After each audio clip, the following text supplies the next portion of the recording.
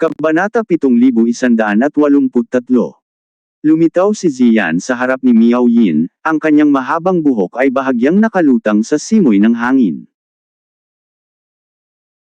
Nagmukha siyang maringal at marilag habang malamig na nakatitig sa binata na may dalawang pupil. Siya ang Panginoon ng makalangit na Diablo na Zither, Diwata Ziyan. Sus Mariosep, ganito ba siya kalakas? Hindi man lang niya ginagamit ang Heavenly Devil Zither. Ngayon lang, may narinig na mga tao na tumutugtog ng sitara, pero hindi man lang nila nakita ang pag-atake niya. Ngayon, nandito na si Ziyan, pero hindi pa rin nagpapakita ang Heavenly Devil Zither. Alam ko na. Talagang itinatago ni Ate Ziyan ang kapangyarihan niya. Nakatitig si Miao Yin sa likod ni Ziyan.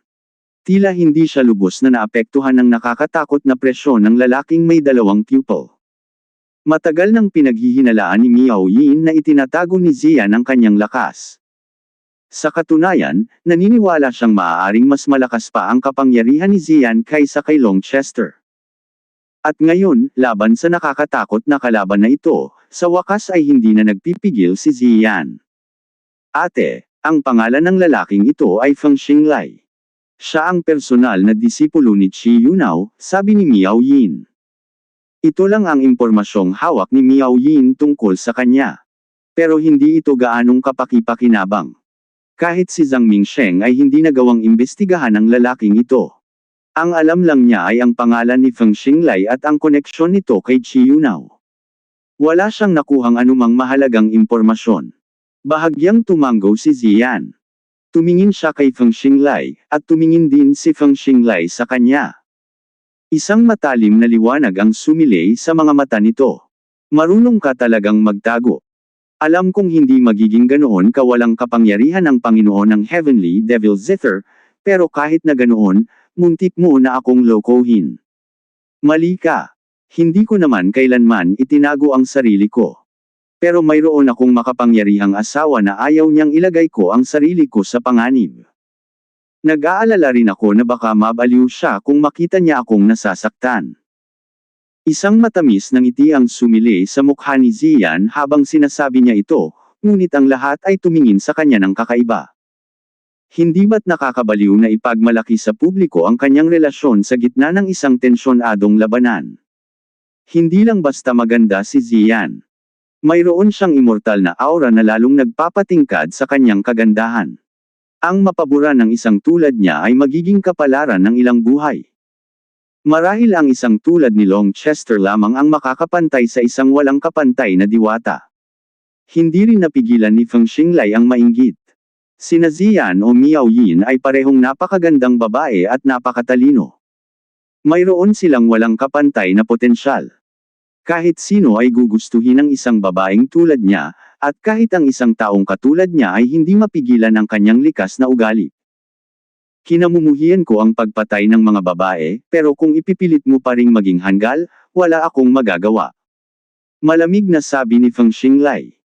Ang inggit na iyon ay nag-aalab ng gusto na tumatago sa kanyang malamig na kilos. Nag-udyok ito sa kanyang hanggarang pumatay. Kung hindi niya makukuha sina Ziyan at Miao Yin, mas mabuting patayin na lang niya sila. Sa ganoong paraan, mapapatahimik niya ang kanyang puso at makakapaghiganti kay Longchester. Umiling si Ziyan ng may paghamak. Napaka-ipokrito mo. Kanina lang, wala kang awa nang inatake mo ang nakababata kong kapatid, tapos ngayon sinasabi mong ayaw mo nang pumatay ng mga babae. Kakalipas lang ng ilang hininga mo rito, at kinokontra mo na ang sarili mo. Hindi tulad mo, ang asawa ko ay isang tunay na lalaki, at hindi ka kwalipikado para hamanin siya. Nagdilim ang mga mata ni Feng Xinglai. Kahit na may pagpipigil siya sa sarili, ang pagiging insulto ng isang walang kapantay na kagandahan ay nagpapagalit sa kanya ng walang katuturan. P** dahil gusto mo nang mamatay, tutuperin ko ang hiling mo. Sigaw ni Feng Xinglai. Sumiklab ang asul na apoy mula sa kanyang katawan, at isang higanteng figure ang lumitaw sa likuran niya. Isa itong manifestasyon ng batas. Pinaikli niya ang isang manifestasyon ng batas sa kaharian ng soberanong Panginoon. Umalangaw-ngaw ang mga gulat na sigaw. Ang figurang iyon ay naglalabas ng nakakasakal na kapangyarihan ng batas. Ito ay isang manifestasyon ng batas, isang bagay na tanging isang banal na soberano lamang ang maaaring magkaroon. Mukhang narating na niya ang dakilang bilog ng kaharian ng soberanong Panginoon. Nakahakbang pa nga siya papasok sa kaharian ng banal na soberanong Panginoon. Paano siya nakasulong ng ganito kabilis? Halos hindi pa tapos ang bagong panahon. Kahit ang pinakadakilang mga henyo sa langit ay kaka-rating pa lang sa huling yugto. Hindi ito pinaniwalaan ng mga tao. Ang mga pangunahing puwersa ay may koneksyon sa isa't isa, at sa pagbagsak ng bagong panahon, nagpadala sila ng ilang disipulo upang magpalitan ng mga payo. Halos alam na nila kung ano ang ginagawa ng iba. Dahil dumating na ang bagong panahon at nagbabago na ang mga patakaran, kinailangan nilang sumabay sa pagsulong. Ang mga lumang pamamaraan ng paglilinang ay hindi lubos na maaasahan. Kinailangan nilang alamin ang kanilang landas sa hinaharap ng mag-isa. Bilang resulta, pinipigilan ng mga henyo sa langit ang kanilang bilis ng paglilinang. Mas nakatuon sila sa katatagan kaysa sa lahat. Sa ilalim ng mga kondisyong ito, ang pag-abot sa ikapitong heaven stage sa puntong ito nang hindi nasisira ang pundasyon ng isang tao ay maituturing na halos divine speed. Gayunpaman, naabot na ni Feng Xinglai ang pinakatuktok ng kanyang kaharian, at mukhang kaya niyang makalusot sa divine sovereign realm anumang oras. Ang kanyang bilis ng pagsulong ay napakabilis. Hindi ba siya natatakot na maging hindi matatag ang kanyang pundasyon? Kung hindi niya kayang pantayan ang kanyang pagsulong sa mga batas ng bagong panahon, hindi ba siya itatapon kapag naabutan na siya ng mga batas? Ang Grand Dao ay parang isang napakalaking karwahe na umuusad ng may hindi mapigil ang momentum.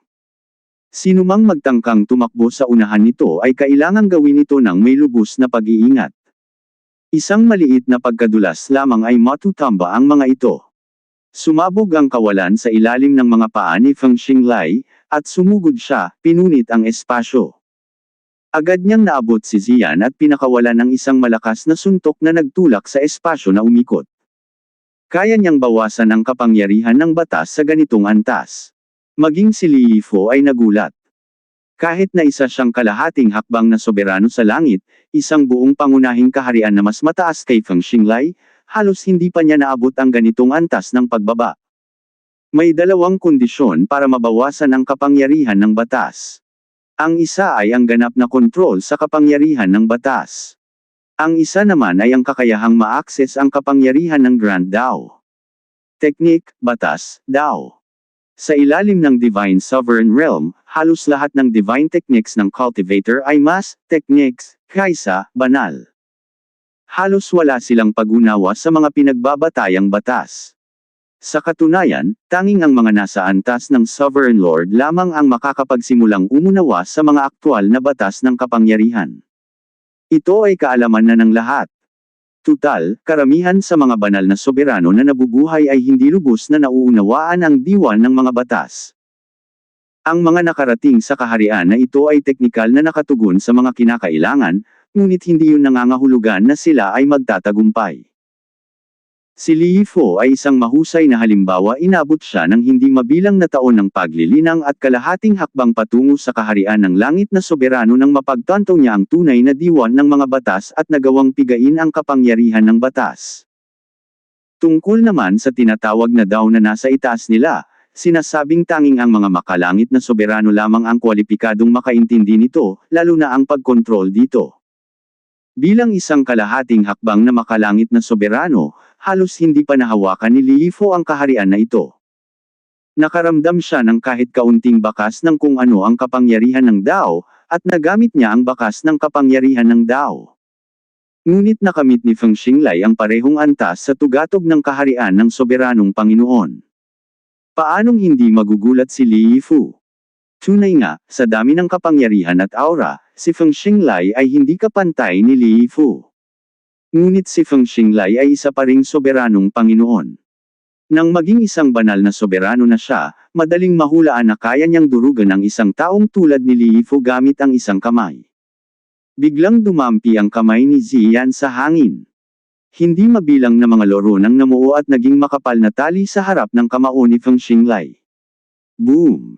Umalingaw-ngaw sa langit at lupa ang musika ng Grand Dao. Lumipad ang mga piraso ng espasyo-oras, at pareho silang natamba. Kabanata 7184. Isang kwerdas ng sitara ang namuo sa hangin at hamarang sa suntok ni Feng Xinglai. Nabasag ang kwerdas, at parehong umatras sina Ziyan at Feng Xinglai. Dahan-daang kumalat ang mga rune ng Lo sa ere. Napakaganda ng mga ito. Napakaganda ng tanawin kaya't nakalimutan na lang ng mga tao na nasa isang larangan ng digmaan sila kahit sandali. Talagang naunawaan mo na ang kapangyarihan ng Grand Dao. Gayunpaman, ang kapangyarihan mo sa Dao ay isang bagay na minana, hindi isang bagay na naunawaan mo ng mag-isa. Maaaring nakakatakot itong makita para sa mga hindi nakakaalam, ngunit kumpara sa isang makalangit na soberano, o kahit isang kalahating hakbang, malaki pa rin ang kakulangan mo. Sabi ni Ziyan. Nang marinig niya ito, nanginig ang puso ni Li Fu. Talagang matalas ang kanyang paningin. Dati, natakot din siya sa aura ni Feng Xinglai. Hindi siya makapaniwala na kayang kontrolin ng isang soberanong Panginoon ang kapangyarihan ng Dao, ngunit iyon mismo ang sinasabi sa kanya ng kanyang mga pandama. Ngunit ngayong nakipaglaban na si Feng Xinglai sa harap niya, agad na napagtanto ni Li Fu na may mali. Ang kapangyarihan ng Dao ni Feng Xinglai ay tila hindi perpektong tumutugma sa kanya. Medyo matigas ang daloy nito. Akala niya ay dahil ito ay isang bagong kapangyarihan na kamakailan lamang niya naunawaan. Ngunit pagkatapos sabihin ito ni Ziyan, napagtanto niya na tama ang babae. Ang kapangyarihang Dao na ito ay hindi isang bagay na nakuha niya mismo, kundi isang bakas na iniwan ng ibang tao. Sa madaling salita, ang landas ni Feng Xinglai ay nahanda na ng isang tao, at si Li Fu ay tiyak na bulag para hindi makita kung sino ito. Ang taong iyon ay maaaring si Qi Yunao lamang. Ang tuklas na ito ay nagpagaan ng loob ni Li Fu. Kung ganoon lang kadaling maunawaan ang kapangyarihan ng Grand Dao, hindi ba't mawawala ng saysay ang kanyang hindi mabilang na taon ng pagpapagal? Ang kaya kong kontrolin ay akin. Paano nagagawa ng isang babaeng tulad mo na pag-usapan ang mga misteryo ng Dao? Tawagin mo ang Heavenly Devil Zither. Tingnan ko kung gaano kakalakas sa Heavenly Devil Zither. Tugon ni Feng Xinglai. Hindi mo pa nga hinuhugot ang sandata mo, kaya bakit ko naman huhugutin? Mahina ang tono ni Ziyan, ngunit ang boses niya ay nagpapakita ng di masukat na kumpiyansa. Talagang hinahanap mo ang kamatayan. Bulalas ni Feng Xinglai. Malinaw na minamaliit siya ni Ziyan. Boom! Sumabog muli ang kawalan sa ilalim ng kanyang mga paa, at nag-iwan siya ng maraming ilusyon sa hangin habang muli siyang umaatake. Isang matalas na kuko ang umabot sa lalamunan ni Ziyan. Sa harap ng nagwawala at nag-aalborotong pag-ataking ito, itinaas ni Ziyan ang isang daliri at idinampi ito sa hangin. Naghiwalay ang langit at lupa, at muling lumitaw ang isang tali ng sitara. Kasabay ng isa pang pagsabog, nabasag ang tali. Ngunit sa nagwawala na kalagayan ni Feng Xinglai, hindi siya umatras sa pagkakataong ito. Itinuloy niya ang pag-atake, dahilan para umatras si Ziyan. Buong-buo na umatras si Ziyan ng 7 hakbang. Sa bawat hakbang, ang kanyang kamay ay dumadampi sa hangin. Ang mga hibla ng kapangyarihan ng batas ay patuloy na namumuo ng paisa-isa. Isa-isang nawasak ang mga kwerdas ng sitara dahil sa mga atake ni Feng Xinglai habang patuloy niyang pinipigilan si Ziyan. Sa unang tingin, tila may kalamangan siya. Ngunit nagniningning ang mga mata ni Miao Yin. Bilang isang kapwa tagapagtatanim ng musika, nakikita niya na gumagamit lamang si Ziyan ng psikolohikal na pakikidigma. Si Feng Xinglai ay isang mapagkunwaring mapagkunwari. Ang mga taong ito ay laging nagmamataas at makikitid ang puso. Bagamat hindi niya alam kung bakit hindi ito nagpakita sa larangan ng digmaan noong nakaraang pagkakataon, batay sa paghuhusga sa kanyang pagkatao, tiyak na nagkikimkam siya ng sama ng loob dahil hindi siya pinayagang lumaban. Ang katotohanang tinawag ni Ziyan si Long Chester na kanyang asawa ay pumukaw sa inggit ni Feng Xinglai, na naging dahilan upang magalit ito. Pagkatapos ay inihambing ni Ziyan ang karakter ni Long Chester kay Feng Xinglai, at kinutya pa si Feng Xinglai. Sa ngayon, ginagamit ni Ziyan ang ikatlong nota ng pentatonic scale. Ang pentatonic scale ng gong, siyang, ju, g, u ay katumbas din ng 5 laman loobang pali, baga, atay, puso, at bato. Ang note ng ju ay katumbas ng atay. Pinapakalma nito ang atay, pinapawi ang depresyon, pinapalakas ang daloy ng qi, at nagdudulot ng kapayapaan at katahimikan sa isip. Gayunpaman, ginagamit ni Ziyan ang baliktad na tono.